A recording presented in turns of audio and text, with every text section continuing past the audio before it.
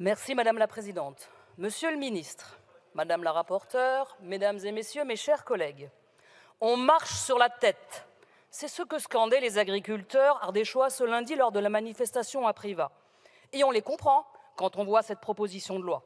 Il est vrai qu'après plusieurs années de sécheresse, suivies ces dernières semaines d'inondations dans de nombreux territoires, le moment est vraiment bien choisi pour instaurer un moratoire sur les réserves d'eau. Seul point rassurant, je constate qu'après avoir cautionné les violences contre nos forces de l'ordre et après avoir participé à des manifestations interdites, vous vous êtes rappelé de l'existence et de l'utilité d'un Parlement en formulant une proposition de loi. Mais malheureusement, une fois de plus, vous avez choisi un titre provocateur en utilisant ce terme de méga-bassine, une qualification caricaturale, péjorative et qui n'a aucune définition juridique en droit français. Une fois de plus, vous avez préféré la polémique au débat serein. Vous avez préféré le spectacle à la discussion. Vous avez préféré la démagogie aux solutions. En bref, vous vous êtes une fois de plus réfugié dans le confort de l'opposition. Mais de quoi parle-t-on objectivement? D'ouvrages destinés à être remplis en hiver avec de l'eau puisée, si elle est disponible, dans les nappes phréatiques superficielles ou les cours d'eau. On les appelle des retenues d'eau, des réserves de substitution, des bassins de stockage. Un seul point commun, le stockage de l'eau, avec une très grande diversité dans les dimensions et une multitude de finalités différentes qui n'ont pas toutes, loin de là, un usage agricole, avec par exemple du soutien à l'étiage à nos cours d'eau ou encore de l'alimentation en eau potable.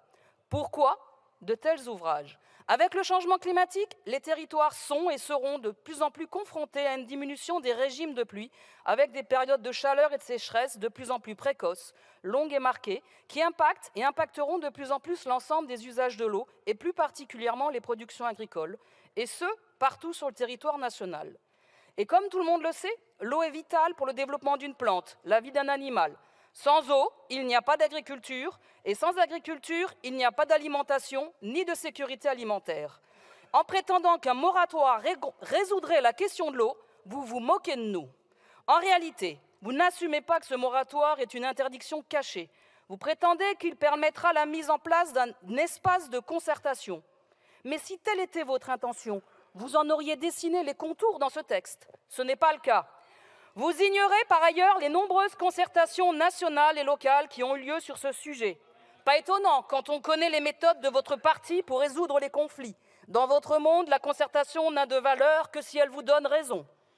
Vous n'assumez pas non plus que cette interdiction ne repose sur aucun critère, si ce n'est le gigantisme, que vous ne définissez pas.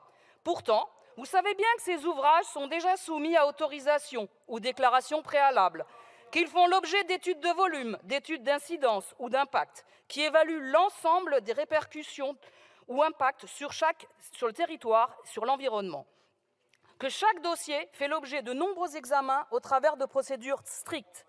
Par ailleurs, des projets comme celui de Sainte-Soline ont été conditionnés à des contreparties inédites avec des objectifs de réduction à la fois des volumes prélevés et d'utilisation de pesticides.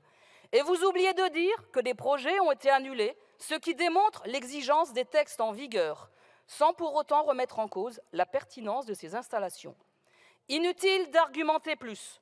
Il n'y a ni rigueur scientifique, ni objectivité dans ce texte. C'est une nouvelle occasion manquée de débattre de sujets bien plus constructifs, comme ceux de la sobriété de nos usages quotidiens, de la gouvernance ou encore de la lutte contre les pollutions. Sur ce texte, en résumé, c'est un désaccord profond que nous avons.